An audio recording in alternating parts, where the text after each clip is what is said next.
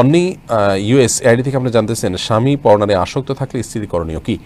স্বামী যদি পরনারে আসক্ত হন, আল্লাহ মাফ করুন, এই রোগটি এখন ভয়াবহ আকার ধারণ করেছে, তাহলে স্ত্রীর প্রথম করণীয় হলো স্বামীকে পরনারী আসক্তি থেকে বাঁচানোর জন্য তার ভিতরে তাকওয়া জাগ্রত করা, আল্লাহর ভয় জাগ্রত করা, কাউন্সেলিং করা, তাকে বোঝানো, চোখের পানি দিয়ে, আন্তরিকতা দিয়ে, ভালোবাসা দিয়ে তাকে বোঝানো উচিত। নিজে না পারলে অন্য যাদেরকে দিয়ে বোঝালে আল্লাহর ভয় তার ভিতরে জাগ্রত করা যাবে, তাকওয়া জাগ্রত করা যাবে, সেই চেষ্টা তার অব্যাহত রাখা উচিত, দাওয়াতি কাজ চালানো উচিত।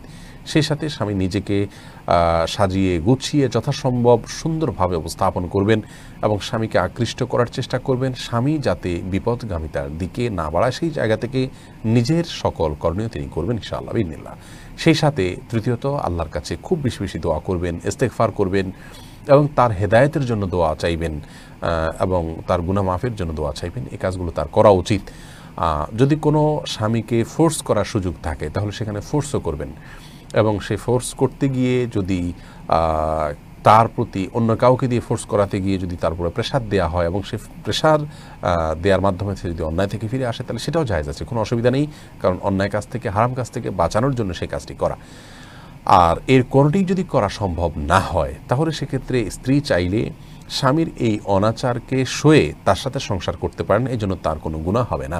তিনি তার দায়িত্ব পালন করেছেন, তাকে সতর্ক করেছেন, এরপরও তিনি যদি অপকর্ম করেন তাহলে স্ত্রীর এখানে কোনো দায় থাকবে না, তিনি আল্লাহর কাছে সম্পূর্ণ দায়মুক্ত থাকবেন এবং তিনি এই ব্যক্তির সংসার করতে পারেন, কোনো গুনাহ হবে না, তার গুনাহ তাকে পাবে। ইসলাম শরীয়ত অনুযায়ী কারোর গুনাহ অন্য কারোর উপরে আল্লাহ তাআলা চাপিয়ে দেন না। ও আল্লাহ তাযরু ওয়াজরাতুন উযরা উখরা বলেছেন, আল্লাহ তাআলা বলেছেন যে কারোর বোঝা অন্যের উপরে চাপিয়ে দেওয়া হয় না বা অন্য কেউ বহন করবে না, বিধায় তার পাপের বোঝা সে বহন করবে।